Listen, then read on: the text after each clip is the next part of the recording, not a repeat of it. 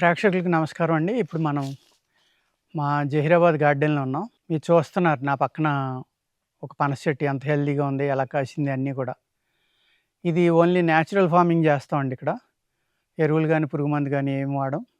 అలాగే అనేక రకాలైన ఔషధ మొక్కలు ఇక్కడ ఉన్నాయి. ఇప్పుడు మనం గిలిగిచ్చ, జంజన అంటారు, శనపుష్పి అంటారు. ఈ కాయలు ఉన్నాయి చూడండి దీనికి. జనప చెట్టు కాయలే ఉన్నాయి చూడండి. జనుము కూడా ఇలాంటి కాయలే కాస్తాయి. ఓకే. దీని లోపల ఇత్తనాలు ఉంటాయండి. ఇది ఇంకా తయారవ్వలేదు. తయారైతే ఇలా ఆడిస్తే గలగలలాడతాయి అన్నమాట. ఇలా ఊపితే. ఆ గిలిగిచ్చకాయలో గింజలేసి ఊపితే ఎలా సౌండ్ వస్తుందో ఆ విధంగా సౌండ్ వస్తుంది దీనికి. గిలిగిచ్చ మొక్క, చెట్టు కాదండి ఇది, చిన్నది. ఇప్పుడు దీని గుణాలు చెప్తానండి. మీరు ఈ వీడియో కోసం బుక్ అన్నీ తీసుకుని ఉన్నారని అనుకుంటున్నా. దీన్ని గిలిగిచ్చ అంటారండి. ఝంఝనాయి అని కూడా అంటారు హిందీలో, చప్పుడవుతుంది కాబట్టి. ఇది మెడిసినల్ వాల్యూస్ ఎలా ఉన్నా పూర్వం మన పూర్వీకులు ఇంటి చుట్టూరు వేసేవారండి దీన్ని. ఒక్కసారి వేస్తే ప్రతి సంవత్సరం మొలుస్తానే ఉంటుంది ఇంక అది. అలాగే ఈ ఒక 3 అడుగులు 4 అడుగులు హైట్ దాకా అవుతుందండి ఇది. దీని పువ్వు చూడండి ఎలా ఉందో. పువ్వు కూడా జనప పువ్వులాగే ఉంది.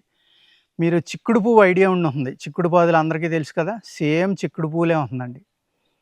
అవిసె చెట్లు యొక్క పెద్ద అవిసె చెట్లు పువ్వులు కూడా ఇదే షేప్లో ఉంటాయి. మీకు ఐడియా ఉందో లేదో తెలియదు, ఇలాగే ఇడుస్తాయండి అవి కూడా.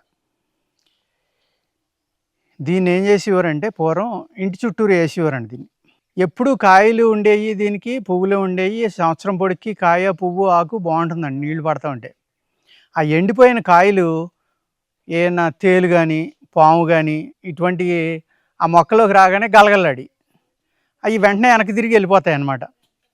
అంటే మన పూర్వీకులు ఎంత తెలివైన వాళ్ళో చూడండి. ఈ మొక్క యొక్క గింజలు గలగలాడితే పాము వెళ్ళిపోతుందని తెలుసుకుని దీనిని ఇంటి చుట్టూరు పాతివ్వరండి. ఇది మెడిసినల్ యూజ్ కూడా చాలా బాగా ఉంటుంది దీంట్లో.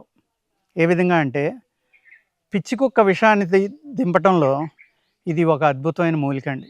హైడ్రోఫోబియా అంటాం కదా, హైడ్రోఫోబియాకి చాలా బాగా పనిచేస్తుంది. దీని ఈ ఆకులు ఉన్నాయి చూడండి. ఈ ఆకులు తీసుకుని రసం ఒక 10 గ్రాముల నుంచి 20 గ్రాములు మీ బాడీ వెయిట్ని బట్టి. బాగా చేదుగా ఉంటుంది, వికారంగా ఉంటుంది, వాంతి కూడా అవడానికి అవకాశం ఉంది. వాంతి అయింది కదా అని భయపడొద్దు, విషం అంతా దిగిపోతుంది. అదేవిధంగా ఇది వేరండి. ఈ వేరుని ఏం చేయాలంటే దీన్ని ఎండబెట్టుకుని పౌడర్ చేసి కషాయం కాసుకున్నా పర్వాలేదు. ఈ ఏరు ముక్క శుభ్రంగా కడుక్కుని ఎండబెట్టుకుని బొగ్గన పెట్టుకోండి. చేదుగా ఉంటుంది, కానీ ఈ పాదరసం తినటం వల్ల ఏదైతే విషం, పాదరసంలో ఉన్న విషం వల్ల శుద్ధి చేసిన దాంట్లో కూడా ఎంతో కొంత ఉందండి పాదరసంలో పవరు. దానివల్ల నోరంతా ఒరిసిపోవటం, పుండు పట్టడం ఇవన్నీ జరుగుతాయి. అందుచేత ఏంటంటే వేరు కషాయం పెట్టుకుని పుక్కిలించినా పర్వాలేదండి. అందులో పొంగించిన పటిక కలిపితే ఇంకా చాలా బాగుంటుంది.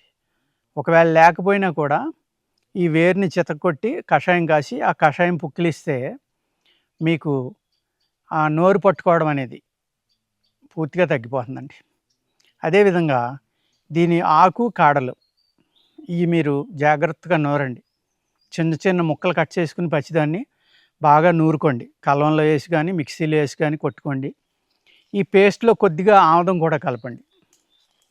లేకపోతే మీరు వేప నూనె కూడా కలుపుకోవచ్చు.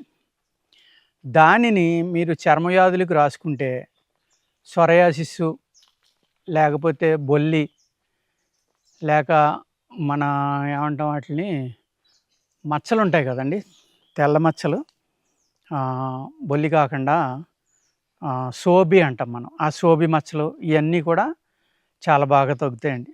ఏం చేయాలంటే ఈ ఆకు కాడలు తీసుకుని మెత్తగా నూరుకుని అందులో ఆముదం కలిపి దానిని రాసుకుంటూ ఉండాలండి. దాన్ని నిల్వ చేసుకోండి. లేదు నిల్వ ఉండదు అనుకుంటే 3 వంతుల ఆముదంలో 1 వంతు దీన్ని పేస్ట్ వేసుకుని కాసేసి తైలపాక వీధిని ఆ ఆముదం రాసుకున్నా కూడా నేను చెప్పిన ఫలితం అనేది వస్తుందండి. ఈ ఆకు తీసుకుని మీరు పసరు బాగా నలిపి గుడ్డలో వేసి పిండితే రసం వస్తుంది. అదే పసరు అంటాం మనం.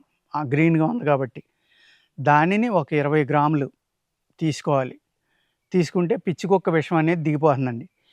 ఆ పసరు తీయగా మిగిలిన పేస్ట్ ఏదైతే ఉందో అది పిచ్చికుక్క కరిసిన చోట ఆ పేస్ట్ వేసి కట్టేయండి. ఒక రాగి డబ్బు ఉంటే ఆ డబ్బు వేసి కడితే ఇంకా అద్భుతంగా పనిచేస్తుందండి. లేకపోయినా పనిచేస్తుంది. అది కాకుండా మీకు ఈ చర్మవ్యాధుల మీద వాడుకోవాలని ఉంటే కనుక ఈ మొక్క యొక్క సమూలం అంటే వేరు తీసేసి పైన కాడలు, ఆకులు యొక్క రసం తీసుకుని, ఆ రసం ఒక వంతు, 3 వంతులు ఆముదం వేసి కాచుకున్నా పర్వాలేదండి. లేదు రసం తీయకుండా ఆ పేస్ట్ అందులో వేసేసి ఒక వంతు, 3 వంతులు ఆముదం పోసి కాచుకుని, ఏదైతే మనం ఈ పేస్ట్ వేసామో అది పూర్తిగా నల్లగా అయ్యాక దాన్ని తీసేసి పిండేసుకుంటే ఆముదం వస్తుందండి. ఈ మూలిక యొక్క గుణాలన్నీ ఆముదంలోకి వెళ్తాయి. దాన్ని రాసుకుంటే కూడా మీకు చర్మవ్యాధులు చాలా బాగా తగ్గుతాయండి. సేమ్ ఇదే ఫార్ములాని మీరు వేప నూనెతోటి కూడా చేసుకోవచ్చండి. వేప నూనెలో కూడా ఆ క్రిములను చంపే గుణం ఉంది కాబట్టి వేప నూనెలో కూడా వేసుకుని, కాకపోతే వేడి చేస్తుంది బాగానే. మండితే తక్కువ రాసుకోండి, మండకపోతే మీకు సరిపడి రాసుకోండి. రాసుకుంటే కనుక మీకు చర్మవ్యాధులు ఏవైతే ఉన్నాయో అంటే సొరయాసిస్ అంటాం కదండి, ఆ సొరయాసిస్ మీద కూడా ఇది చాలా బాగా పనిచేస్తుంది. మీకు అందుబాటులో కనుక ఈ మొక్కలుంటే ఈ విధంగా వాడుకుంటే నేను ఇప్పుడు చెప్పిన ప్రాబ్లమ్స్ అన్నిటి నుంచి బయటపడొచ్చండి. నమస్కారం.